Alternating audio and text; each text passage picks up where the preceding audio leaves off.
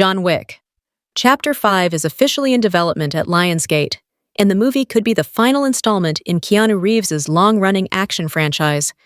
There have been very few updates about John Wick 5 in recent months, but one of the series' new spin-offs has offered some crucial insight into where the story may be heading. Importantly, it is confirmed that John Wick 5 will not return to the high table storyline.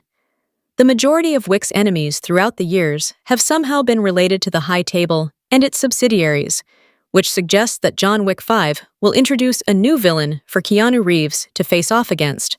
However, this doesn't have to be the case.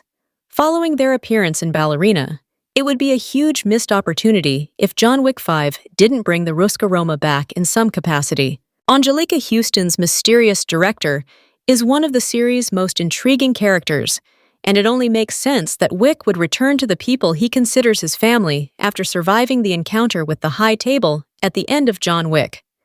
Chapter 4. However, the events of Ballerina indicate that the Ruska Roma aren't going to be much of an ally to Wick in the future.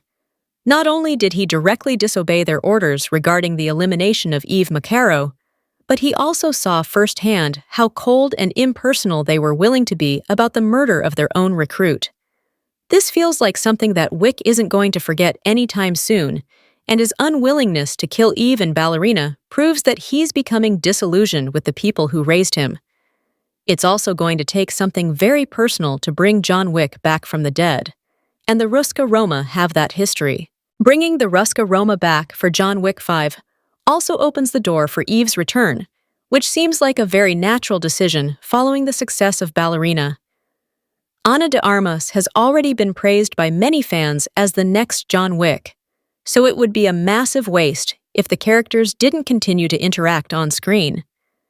Bringing these two together would be such an exciting culmination of John Wick's story, even if it's not the end for Eve. The conclusion of Ballerina teases a difficult future for Eve, who ended the movie with a $5 million bounty on her head. This is something that John Wick has plenty of experience with, and following their encounter in Ballerina, it would make sense for Eve to turn to Reeves's protagonist for help. There's also no confirmation of who placed the bounty on Eve's head, so there's every possibility that the Ruska Roma was somehow involved. Although the director seemingly extinguished her feud with Eve following the Chancellor's death, the Ruska Roma as a whole may not have been so quick to forgive the rogue agent for bringing them into such a dangerous conflict. Another team-up between John Wick and Eve Macaro is exactly what fans have been asking for since the spin-off's release, and it really felt like the writers were testing the waters of this pairing through Reeves's cameo in Ballerina. Bringing these two together would be such an exciting culmination of John Wick's story, even if it's not the end for Eve. Ultimately, the biggest draw of including Eve and the Ruska Roma in John Wick 5 is that it could effectively bridge the gap between the main series ending and the Ballerina spin-off continuing.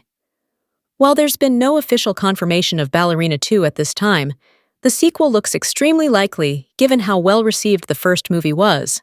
Ballerina clearly teases a sequel in its final moments, but the writers could subvert audiences' expectations by having this lead into John Wick 5 instead of Ballerina 2. It would bring a real sense of interconnectivity to the John Wick franchise, which is something that's crucially missing from this long-running action series.